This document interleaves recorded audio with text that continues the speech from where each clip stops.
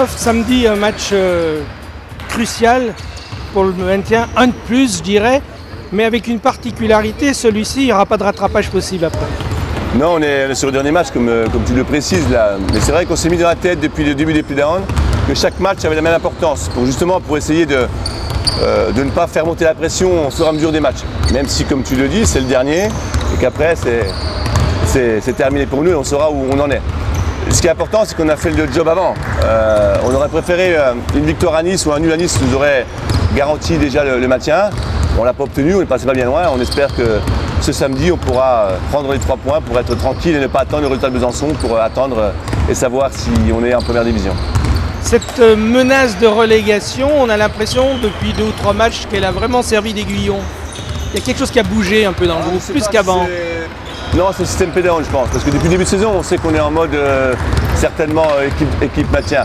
On voulait essayer de terminer 6e parce que le maintien était plus facile beaucoup plus tôt, mais la concurrence était rude et avec mon arrivée, la mise en place était un petit peu plus longue que prévu peut-être sur le jeu produit. Donc non, je crois que c'est le fait qu'on a eu des résultats déjà début janvier qui nous ont un petit peu confortés dans le travail qu'on mettait en place. Et puis après, le système de play-on, on sait qu'on a 6 matchs, qu'il faut absolument en remporter 4 pour se maintenir en première division vu le classement qu'on avait précédemment. Donc non, c'est plus le mode de compétition qui nous a mis peut-être au niveau du cerveau, qui nous a ravi un petit peu. Alors si on regarde cette saison, on fait abstraction du résultat de samedi soir, ça a été une saison compliquée encore. Encore, oui. Comme la saison précédente, qu'est-ce qui a manqué par exemple? De l'expérience. Et je crois que le niveau du handball féminin français augmente. Les résultats européens de Metz d'ici le prouvent cette année. On a 2 clubs qui sont en finale Coupe d'Europe, c'est jamais arrivé à ce niveau-là. Donc vraiment on a un niveau qui progresse, et ce qui veut dire que c'est de plus en plus compliqué de se maintenir en première division. Les budgets augmentent. Le budget de Metz se stabilise à 1,6 million, 1,7 million. Le Sulfury est en train d'augmenter. On avait Arvor qui a explosé mais qui avait également un gros budget. Les équipes qui montent avec des budgets qui sont supérieurs à Dijon par exemple. Nantes l'an prochain a un budget supérieur à nous. Et puis Nice qui est monté cette année a un budget supérieur à nous. Donc déjà il y a une densification du niveau de jeu qui fait que ça devient plus compliqué. Et la deuxième explication peut-être, c'est qu'on a une équipe relativement jeune. Je pense à Marie-François, à Laurine Daquin, qui sont des joueuses qui sont devenues en cours de saison majeure. Alors qu'en début de saison, Marie-François jouait en National 2. Laurine Daquin avait un temps de jeu qui n'était pas forcément hyper important. Donc il y a la concrétisation du travail des jeunes qui s'est mis progressivement en place et qui nous a apporté un petit plus, pas en début de saison, mais en cours de saison. Après, on fait partie des équipes moyennes chez Pas de France, pas se le cacher. On a le 7e, 8e ou 9e budget à quelques milliers d'euros près. Donc c'est forcément plus difficile quand les joueuses ont des salaires moins élevés, donc souvent un niveau de jeu moins élevé. Il y a 2 joueuses emblématiques du groupe qui vont quitter ce groupe cette année. C'est un peu un tournant dans le club aussi.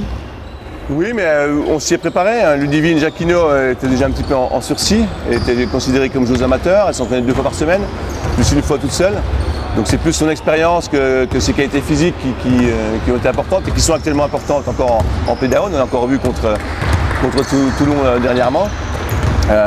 Et puis Céline, elle a un poste un petit peu particulier. Elle est ailière en attaque. Par contre en défense, c'est une joueuse que je mets un petit peu au charbon, comme c'est une très bonne défenseuse, sur des profils de joueuses beaucoup plus costauds qu'elle. Donc c'est vrai qu'on sent qu'elle commence à fatiguer physiquement. Je ne dirais pas qu'elle est au bout, mais mentalement c'était difficile. Donc on s'est mis d'accord en janvier avec elle pour qu'effectivement elle termine sa carrière et on ne fasse pas l'année de trop. Avec cette bataille pour le maintien, la finale de la Coupe à Bercy, ça devient secondaire? Ouais, secondaire non, je dirais on a mis un petit peu de côté. Là on l'a oublié après la qualification. En plus on aura 10 jours pour bien se préparer derrière, 15 jours mais je mettrai les filles au repos. Donc on a 10 jours pour bien s'y préparer.